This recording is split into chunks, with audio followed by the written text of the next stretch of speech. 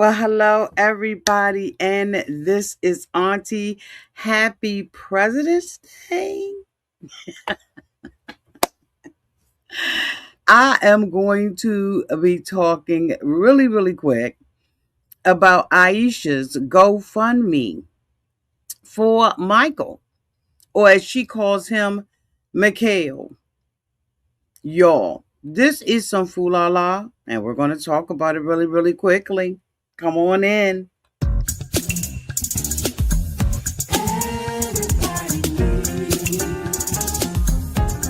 sweet old auntie.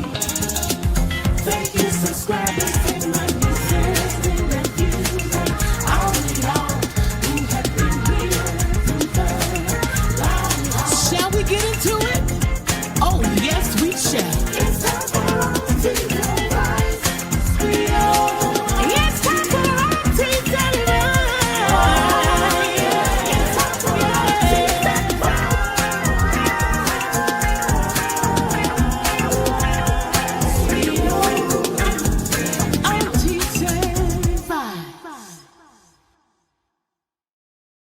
Well, welcome back, everybody. And this is Auntie. Happy Monday. Y'all, today is going to be Monday Marathon. I'm going to be doing videos back to back. Then I'm going to take a break and then I'm going to come back and do some more videos. I'm so glad that you are here today. If you have not already done so, go ahead on and hit that subscribe button. Hype the video. Y'all have been doing great at hyping the videos. Thank you so much, because I know that requires that you have to come back and do it, right? So I am so thankful to each and every one of you. Shout out to the members of Auntie's Advice, Tamika Carter, baby, a Philly Fox podcast, Phoenix Rising. Hey y'all, hey, and hello to everybody else. Last night we was trying to do a membership watch party and my phone was acting up. Guess why I was, y'all? Because it was overheating. But anyway, we're gonna have many more memberships downtown in the comment section. I have been noticing that you all have been asking me about my lipstick shades. So today I absolutely put it downtown already in the description box for the ladies. For the top lip, I am wearing Chestnut by MAC. Okay, is it upside down? I think it's upside down for y'all. Yeah, it is. Okay, yeah, it is. This is MAC. Okay, and it is in the color chestnut. And for the lip, I am wearing MAC lip gloss, and I put it down in the description box for y'all. And the color is bittersweet. I don't know if the camera's going to draw in on it, but it's bittersweet. Okay, and so in order to get this look, what I did was I took the chestnut. Okay, I got to hurry up and do this, okay, because y'all have been asking me, and I want to make sure I let you know. So what I do is I take the chestnut, I line gently down, just slightly down at the bottom. The top lip is completely chestnut. Okay, this is how you get this look. So it is not lined, but it is a complete chestnut across the top. And then at the bottom, I fill it in, okay, with the gloss. And that gives you this look, okay, just a little something for you. Anyway, y'all, let's get into this. Now, as you all know, we have been watching week after week, right? For the last, 4 or 5 weeks, we have been watching Ayesha and Michael, and Mikael, as she incorrectly calls him, talking about, whether or not he had a life sentence or not. Ayesha and her girlfriend went down to Alabama in search of trying to find answers about Mikael. And so on last week's episode, we found out that he absolutely has life. I had listened to another content creator that I kind of admire in a way. I don't know now. I'm just kind of looking with the side eye. And they were saying that, he should not have had life for,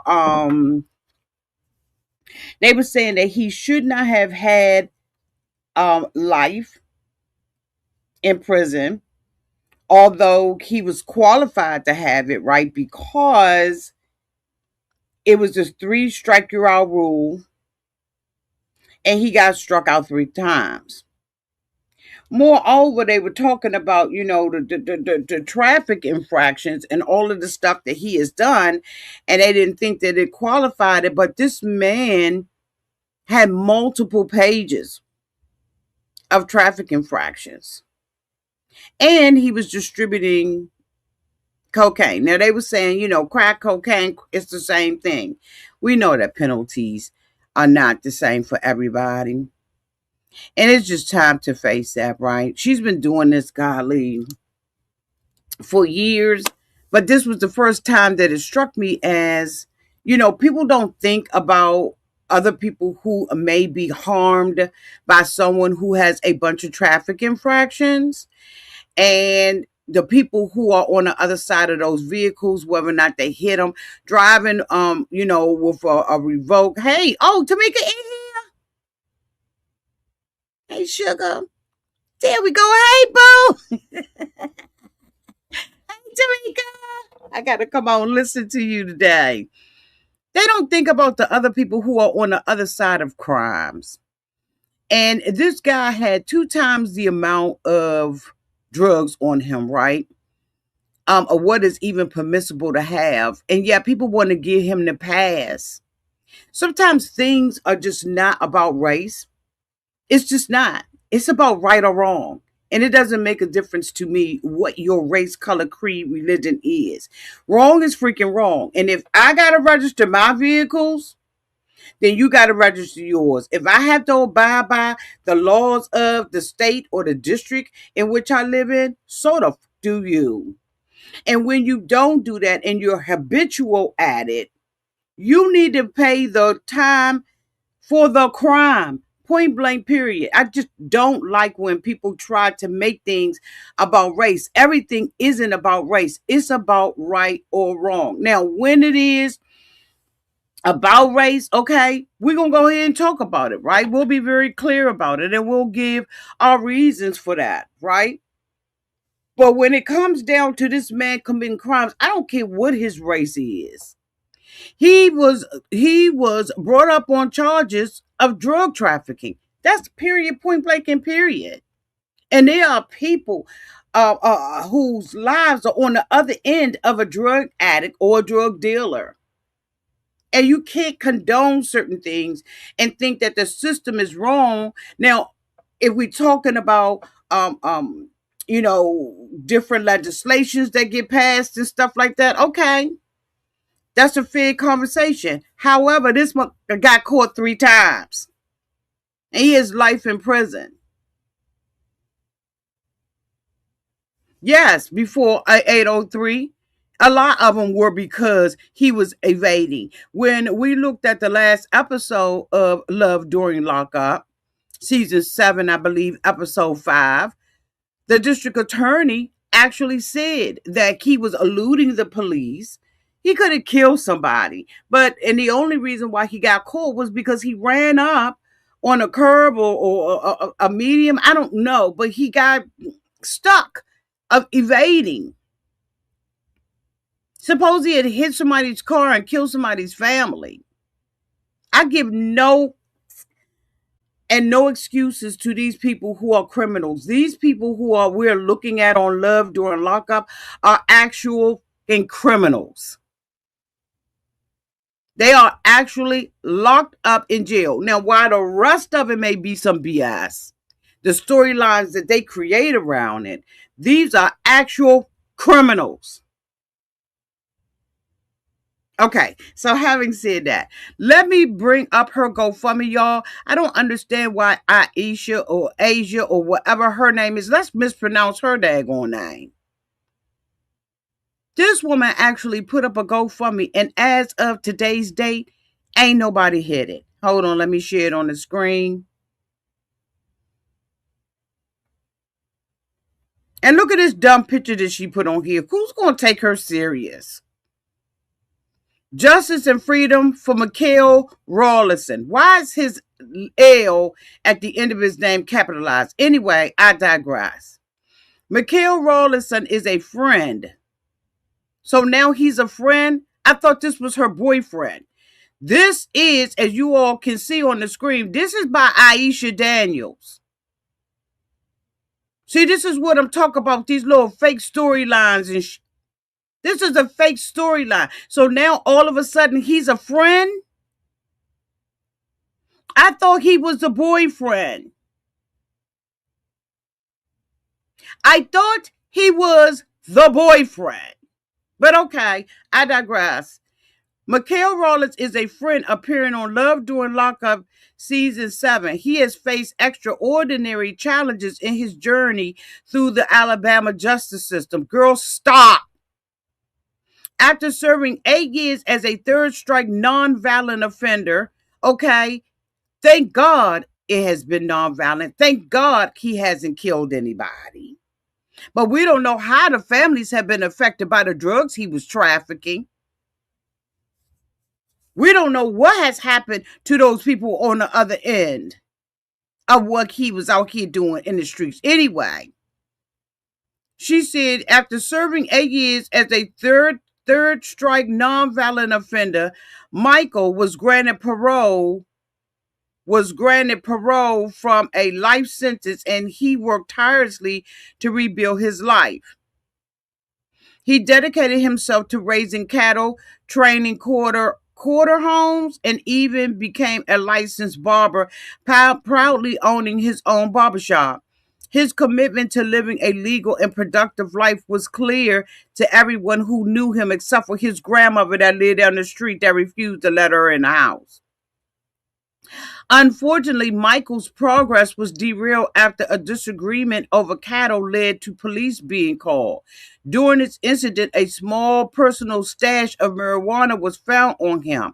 If he's a felon, he wasn't supposed to have it, and that is not what you read on the court document. It appeared what you read on the court document, along with the attorney general, was that the mother had 2 times the legal amount of having cocaine.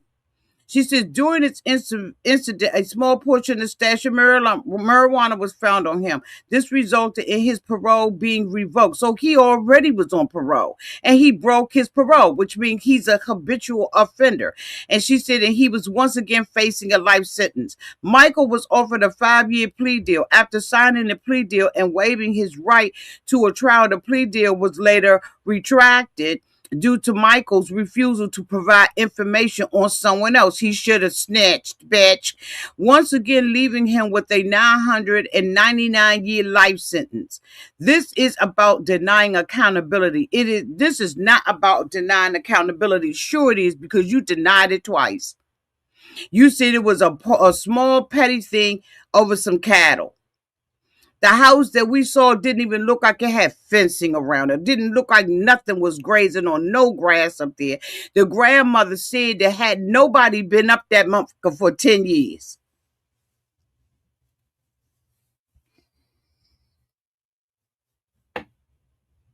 See, this is what we're not going to do. You've denied everything. You're trying to make it seem like, unfortunately, this happened to him. Like these were circumstances that he had that were out of his control. Girl, if you don't get that's why your head, Auntie, keep going.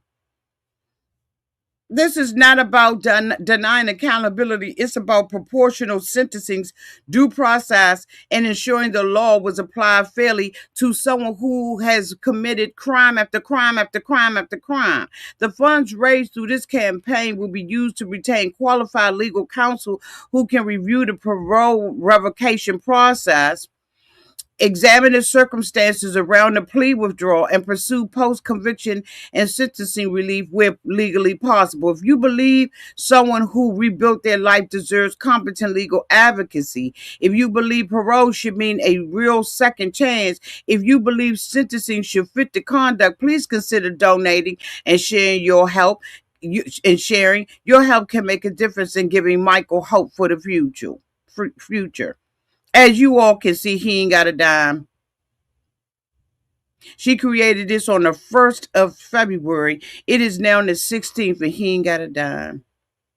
Not a nary dime. And for the picture, she put Heinz ketchup on here and a Cabbage Patch doll.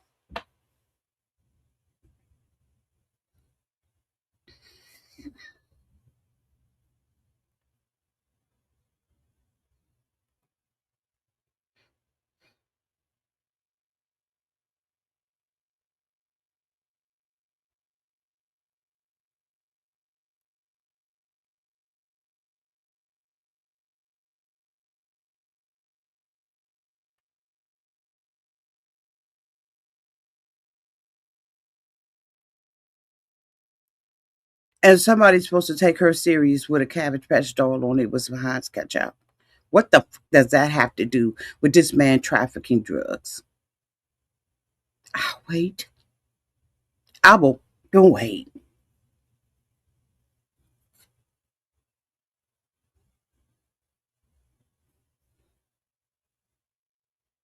This lady is delusional.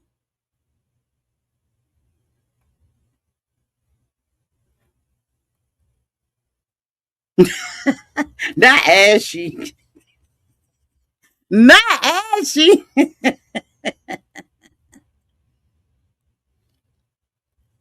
What is going on? What is going on?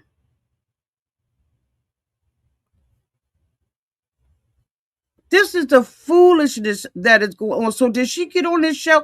But did y'all notice she said a friend? It's going to end up coming out what kind of friend this is. Because this isn't a boyfriend.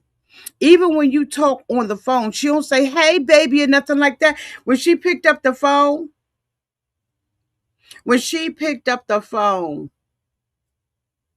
she said, hey, I've been looking for. This ain't no love affair. This ain't no, you ain't got to hate to say it. Just say it, but say it with your whole chest. Yes, she is. I ain't gonna hold y'all no further because I got a couple of other videos that I'm getting ready to do real quick. But this is some mess right here. This is some foo la la. And we just ain't got time for it. Y'all, let's continue to talk about it downtown in the comments section. And until we meet again, y'all be safe out there in those streets and in the water. Marathon Monday. I'll be right back.